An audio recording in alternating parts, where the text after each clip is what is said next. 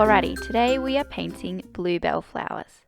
To begin with, I've got my watercolour sketchbook, a size 8 round brush, size 4 round brush, 2 jars of water, one for warm colours, one for cool colours. I've got my paper towel and my paints. I'm using a purple, a green and a red. I'm actually using the red to mix it with my green to make it a lovely warm green. And I have some really exciting news. I've got my online course coming out on the 21st of July 2020. So it's called Learn Watercolour Online with Ruby Tuesday Art. And you can sign up to my mailing list to get an early bird offer, which is awesome. You'll get a really good deal. And the link is in my show notes. So make sure you sign up to my waitlist right now. And in that course, I talk all about mixing colours in lots of detail. And I also talk about painting watercolour leaves and flowers and painting floral wreaths and floral arrangements and all the things that you need to gain confidence with watercolour painting. So check out the link in my video description. Okay, to begin with, I'm painting the stem and I'm painting a large C curve, which is a bit thicker at the bottom and it's actually a bit diluted, so I'm adding some more paint to make it a bit brighter. So that was my mistake, and I do these sorts of things all the time and it's usually pretty easy to fix it up because watercolor is really quite forgiving. Now I'm painting some small C curves coming off the larger one. The flowers will be connected to the main stem by these little C curves. I'm using just the tip of the brush for these. You'll see they're all kind of going in the same direction, but some are falling behind the main stem, some are in front. It might be helpful to find a real bluebell if you have them in your garden, or maybe a reference picture to kind of get an idea of how the flowers sit. Now I'm grabbing my purple, which I realize that yes, I'm using purple, not blue, but it's a blue purple. And I'm going to paint some S curves, which my paint's again a bit diluted, so I'll probably go over it or add in some more purple. Painting some S curves, which you'll see as I'm going along with a bit brighter paint. You'll actually be able to see it on my page. So I'm doing these compound S curves that we learnt in my brush strokes tutorial, which I'm going to pop a link to if you haven't watched that yet. It'd be really useful for you to go back and watch that if you haven't, and it will make this seem much, much easier because compound S-curve probably sounds a little scary if you haven't seen that video yet. I promise it can be quite simple. So these S-curves are mirroring each other and I'm leaving a gap in the middle.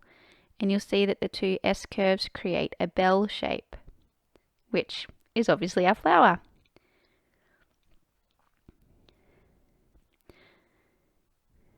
So for a couple of the flowers, I've only done one side. That's just because there's another flower quite close to it that I don't want the petals to touch. So I'm using the power of video editing and that first layer of painting is now dry. Amazing. And I'm going to add some more layers of paint. So I really recommend making sure that first layer of paint is dry before you start this next layer. Otherwise the colors will bleed together and you'll have a bit of a puddle instead of bluebell flowers. So in the middle of each bell I'm adding some more paint and I'm dabbing in a bit more concentrated paint as well because as always my paint's a bit diluted.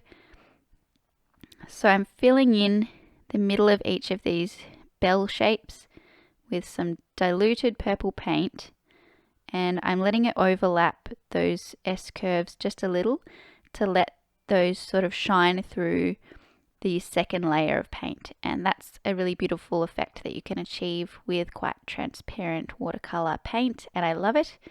So that layering technique really does rely on you making sure that your first layer of paint is completely dry before you add more paint on top of it. So I'm also adding the second S curve for a couple of these flowers that I missed before. And I'm just adding some more details and filling in some of these spaces that I haven't filled in yet. And you'll notice that the bottom of the flowers are kind of wavy. I haven't got any straight lines happening. In fact, none of the flowers are the same at all. And if you've been watching my tutorials for a while, you'll know this already, or if you're new here, I just want you to know that I really encourage people to just be free and flowing with their painting, and messy is absolutely fine. In fact, often the messier the better. Alright, now I'm going to grab some more of my green on the tip of my brush, and remembering that this stem is now dry, I'm adding some more detail on top with the wet on dry technique to add a shadow. And already it's making a huge difference to the stem. It's really making the stem pop and stand out, whereas before it kind of just all, I don't know, looked a bit flat. So once this layer of paint is dry, I'm going to use the wet on dry technique once again to add more depth and detail to the flowers as well.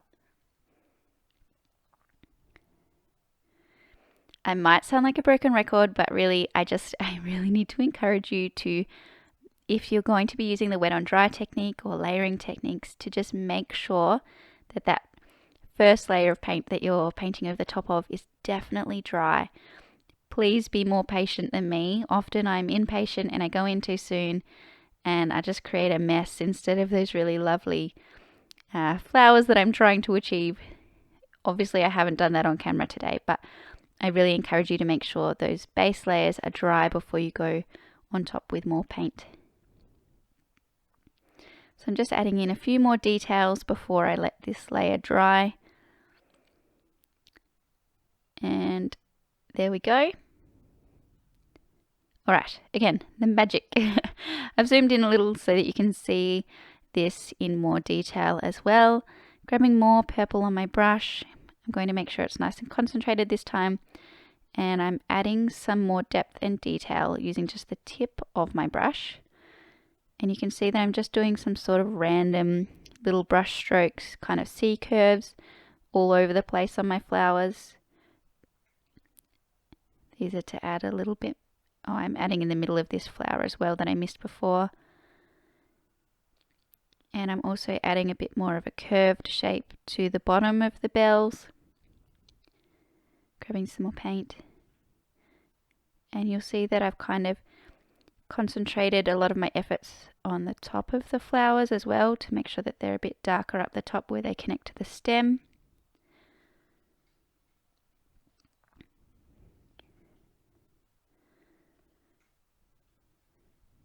And there we go, just adding a bit more depth and detail with the tip of the brush, and you can see those flowers really coming to life and sort of jumping off the page.